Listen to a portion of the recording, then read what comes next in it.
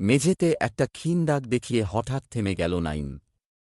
এগুলি পায়ের ছাপের মতো দেখতে, কিন্তু সেগুলি আমাদের নয়। প্রিন্টগুলি দীর্ঘায়িত এবং নখরস্পৃশ ছিল, যা গোলকধাঁধাটির আরও গভীরে নিয়ে যাচ্ছিল।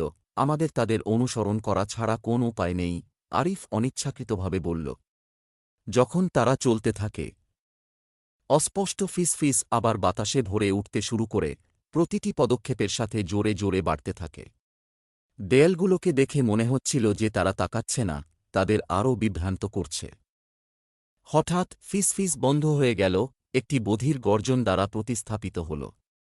ছায়া থেকে একটি বিশাল, অদ্ভুত প্রাণী আবির্ভূত হয়েছিল, তার জ্বলন্ত চোখ তাদের দিকে তালাবদ্ধ ছিল।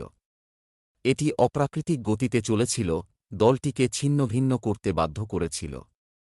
এই পথে রাশেদ চিৎকার করে তাদের নিয়ে গেল আলোর এক ঝলকের দিকে। প্রাণীটি ধাওয়া দেয়, গোলকধাঁধা দিয়ে প্রতিধ্বনিত হয় তার অন্ত্রের গর্জন। এটি বন্ধ হওয়ার সাথে সাথে বন্ধুরা একটি লুকানো দরজায় হোঁচট খেয়েছিল যা তাদের পিছনে বন্ধ হয়ে গিয়েছিল, তাদের বাতাসের জন্য হাঁপাতে থাকে। আশার ঝিলিক, তারা যে লুকানো ঘরে প্রবেশ করেছিল তা অন্যদের থেকে আলাদা ছিল। এটি ছোট এবং অস্পষ্টভাবে আলোকিত ছিল, দেয়ালে একটি একক টর্চ জ্বলছিল। কেন্দ্রে একটি প্রাচীন বই ধারণ করা একটি পেডেস্টাল ছিল, এর প্রচ্ছদ একই উজ্জ্বল প্রতীক দিয়ে খোদাই করা ছিল যা তারা আগে দেখেছিল। এটি আমাদের সাহায্য করতে পারে, আরিফ বই খুলে বলল।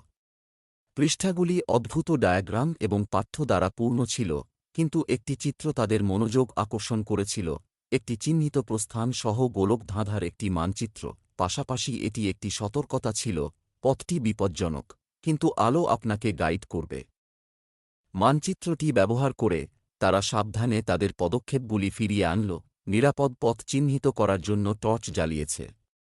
গোলকধাঁধা পাল্টা লড়াই করেছিল, দেয়াল বদলানো এবং ছায়া তাদের বিভ্রান্ত করার চেষ্টা করেছিল।